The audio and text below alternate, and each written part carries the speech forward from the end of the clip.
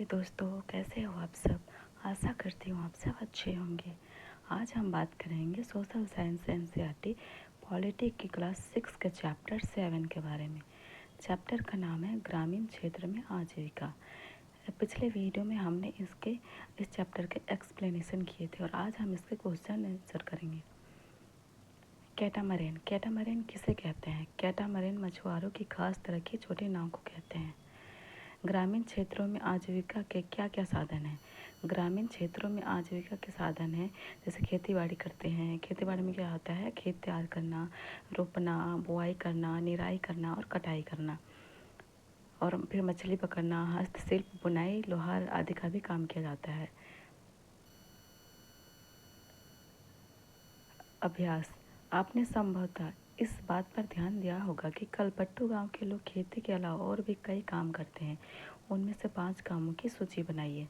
कलपट्टू गांव के लोगों के काम की सूची है, जैसे टोकरी बनाना, बर्तन बनाना, घड़े, ईंट, बैलगाड़ी इत्यादि बनाना। कोई लोहार है या फिर नर्स है, शिक्षक है, धोबी है, बुनकर है, नाई, साइकिल ठीक करना इत्यादि के रूप में सेवाएं देते हैं। कोई चाय का दुकान खोला हुआ है, या फिर कोई फसल उगा के सब्जी बेचता है, कपड़े की दुकान है, या फिर खाद और बीज की दुकानें हैं। कुछ लोग शहर में जाकर मकान बनाना और लॉरी चलाने का काम भी करते हैं। कुछ लोग खान से पत्थर या नदी से बालू ढोने का भी काम करते हैं। कलपट्टू में विभिन्न तरह के लोग खेती पर निर्भर हैं। उनकी एक सूची बनाइए। उनमें से सबसे गरीब कौन है और क्यों? खेती पर निर्भर लोग। रामलिंगम जैसे बड़े किसान अपने खेतों पर स्वयं काम नहीं करते हैं, बल्कि खेतिहर मजदूरों से काम कराते हैं। शेखर जैसे छोटे किसान अपने खेतों पर स्वयं काम करते हैं और कटाई के समय छोटे किसान आपस में एक दूसरे के खेतों पर काम करके मदद करते हैं।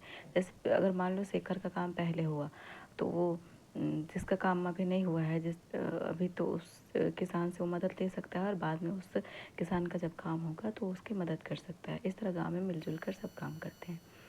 तुलसी जैसे भूमिहीन खेतीहर मजदूर बड़े किसानों के खेतों पर फसल बुआई, निराई तथा कटाई के समय बुलाने पर काम करते हैं। इनमें से सबसे गरीब की भूमिहीन खेतीहर मजदूर है, क्योंकि उन्हें वर्ष के कुछ महीनों में ही काम मिलता है, बाकी के समय वे खाली रहते हैं। इस कारण से उन्हें अपनी आजीविका चलाने में दिक्कत होती है। तुलसी जैसे जो भूमिहीन खेतिहर होते हैं, जिनके पास ज़मीन ज़्यादा कुछ भी नहीं होता है, वो दूसरे के खेतों में काम करके अपनी आजीविका चलाते हैं। वो भी तब जब सीजन होता है, या फिर जब रोपाई का टाइम होता है, निराई का टाइम होता है और कटाई का टाइम होता है, उसी टाइम, और बाकी टाइम वो खाली रहते हैं या फिर कहीं मजदूरी जाके करते हैं। कल्पना कीजिए कि आप एक मछली बेचने वाले परिवार के सदस्य हैं। आपका परिवार यह चर्चा कर रहा है कि इंजन के लिए बैंक से उधार ले कि ना ले। आप क्या कहेंगी? मैं मछली बेचने वाले परिवार का सदस्य होने के नाते सलाह दूंगी कि हमें बैंक से उधार लेकर इंजन खरीद लेना चाहिए, क्योंकि जब हमारे पास कैटामरेन मछुआरों को खास तरह के इंजन की छोटी नाव होगी तो हम समुद्र में दूर तक तेज़ी से मछली पकड़ने जा सकेंगे, जिससे हमारी आमदनी बढ़ेगी और हमें मानसून के मौसम में 4 महीने व्यापारी से उधार लेकर अपनी आजीविका नहीं चलानी पड़ेगी। जबकि बैंक के कर्ज पर ब्याज की दरें व्यापारी के मुकाबले कम होती है, जिसे चुकाने में हमें दिक्कत भी नहीं होगी और हम अपनी मछली ऊँची कीमत पर बाज़ार में बेच सकते हैं। इसमें देखा जा सकता है कि अगर हम किसी तरह से अपना इंजन खुद खरीद लें तो फिर उसका काम आसान हो जाएगा और आमदनी भी बढ़ेगा, और उसका जो हिस्सा है मछली का वो ज़्यादा मिलेगा।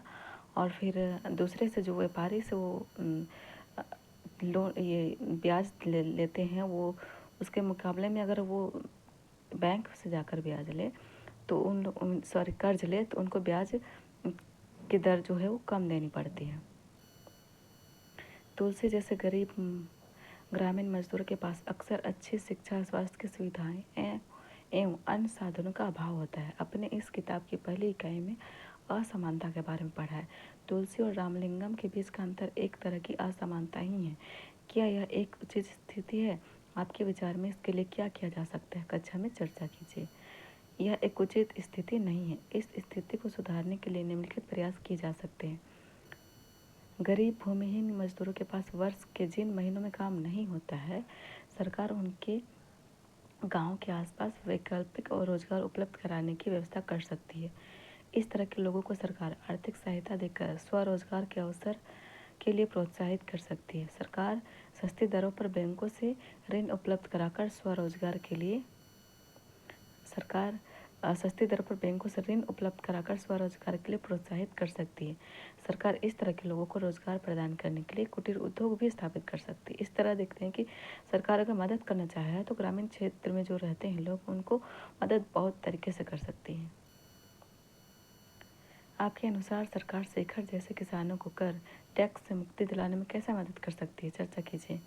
शेखर जैसे छोटे किसानों को फसल बुआई के लिए खाद बीज खरीदने के लिए व्यापारी से उधार लेना पड़ता है, जिसके बदले में उन्हें अपने फसल सस्ते में व्यापारी को बेचनी पड़ती है।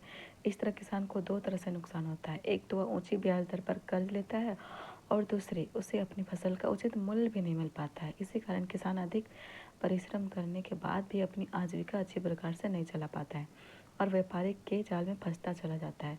यदि सरकार छोटे किसानों की बुआई के समय सस्ती दरों पर बीज खाद उपलब्ध करा दे तो किसानों को व्यापारी से ऊंची ब्याज दर पर उधार नहीं लेना पड़ेगा और न ही कम कीमत पर व्यापारी को अपनी फसल बेचनी पड़ेगी और वह आसानी से अपनी आजीविका भी चला सकेगा। इसके अलावा सरकार किसान के फसल को उचित दर पर खरीदने की व्यवस्था भी कर दे तो किसान व्यापारी की लूट से भी बच जाएंगे। उन्हें अपनी फसल का उचित मूल्य मिलेगा और आमदनी भी बढ़ेगी। इसी के साथ चैप्टर 7 अब यहीं समाप्त होती है और अगले वीडियो में हम नगरीय क्षेत्र में आजीविका के साधन के बारे में पढ़ेंगे और उसी के साथ ही पॉलिटी का जो 6 का है वो ख़त्म हो जाएगा। Thank you.